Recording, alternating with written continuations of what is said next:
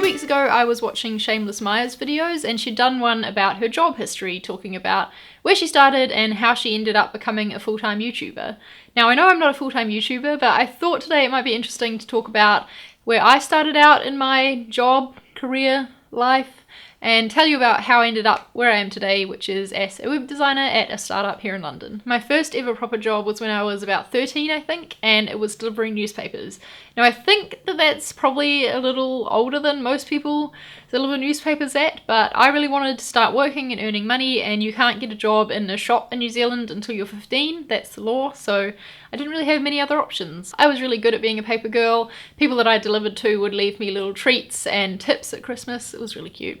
When I was 15 though, I passed that job on to my sister and I started working at the supermarket which was closest to our house. I found it quite exciting at first, having uniform and checking my shift times, all that. I was really good at working at the checkout. I had good scanning speed statistics, and I even had a few customers write in and say that they really enjoyed being served by me. I mean, who writes into a supermarket? But it was very nice of them to do so, and I think I still have those letters somewhere. Not here with me in London, but somewhere back home. I quit that job in my last year of high school, so I was probably about 17, because I got glandular fever and I was too tired to do both my job and my schoolwork, and obviously schoolwork had to come first. After I finished high school, I got my first retail job working in a stationery store just on a contract over the summer before leaving for uni. And I can't quite remember when I started my next job. It was either in the mid-year break in my first year of uni when we had like 6 weeks off, or it was in the summer after that first year of uni. I really wanted a job at this one specific store in my hometown, and if you're in Australia or New Zealand, you're probably going to laugh at this, but that store was Supre. It's not known for its quality. It's known to be kind of trashy now, I guess, but I don't know. The Nelson one wasn't that bad, and the people working there seemed really fun. There was always like loud music playing, and I knew that you got a discount on clothes, so I thought it would be cool to work there. I had applied there a couple of times and not heard back, but decided to give it one last shot, and I applied, they got in touch, I had an interview, and I got the job. Like I said, the store isn't very well respected now, or even back then really, I don't know, but I was really proud to be working there and I enjoyed it. I worked there for the next few summers and mid-year breaks as well. Just whenever I went back home I picked up some shifts.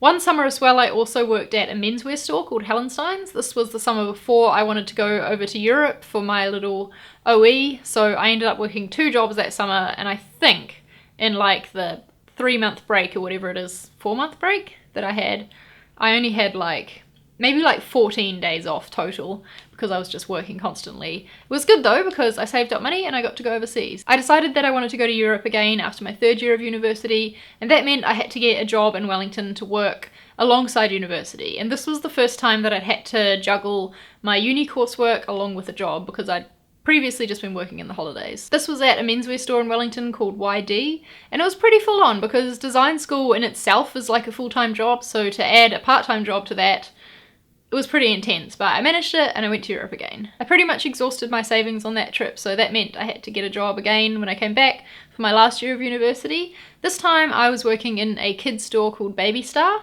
and I was just working there as a retail assistant, you know, selling things to parents.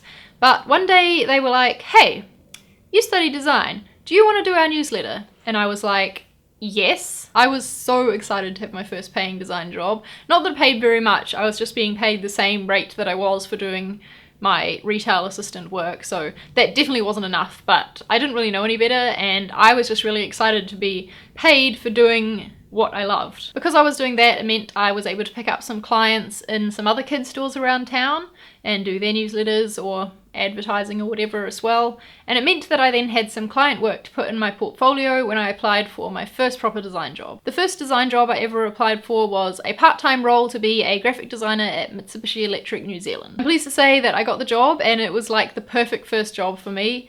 I learned so much, and it was on a really small team, so I was able to get stuck in there and actually do a lot rather than like starting at the bottom level of an agency. When I'd been there for like a year and a bit, I decided that I actually wanted to move and do web design instead of print-based stuff I was doing there, and I've got a whole video actually about making that switch that I'll link down below. The web design job that I applied for was at a cloud software company called Xero, and if you've been watching my channel or my vlogs or whatever for a while, then you may know that I got that job, and I worked there for about 2.5 years. When I started, I was one of 3 marketing designers there, and by the time I left, I think there was like 20 maybe, nearly, marketing designers, so The team and the company as a whole grew a lot while I was there, and I was able to learn a heck of a lot because of that and really feel confident in my web design abilities. It got to a stage though where I really wanted to take on more responsibility, and unfortunately that wasn't going to be possible there. So that's when I moved on to my current job, which is at a London startup called Edited, which makes a retail analytics app. At my new job, I'm able to take the lead on the visual identity of the brand and of the website, of all the marketing design stuff, and work really closely with the founders on it, which I'm really enjoying. On the side, I run my little t-shirt company that I've had since university. Not that that brings in much income, and I also do YouTube, which again, doesn't bring in much money, but I work hard on it, so I treat it like a part-time job anyway. And that concludes my job history, I think. I have done a video in the past called How I Became a Designer, which I'll leave a link to down below. It talked about what I studied at university and how that applies to what I do today. But I thought that it might be interesting to look right back at where I started my working life. How about you tell me a little bit about your job history down below in the comments? I think it's really interesting to hear about people's paths. Make sure you give this video a thumbs up if you enjoyed it. Thanks for watching, and I'll see you next time.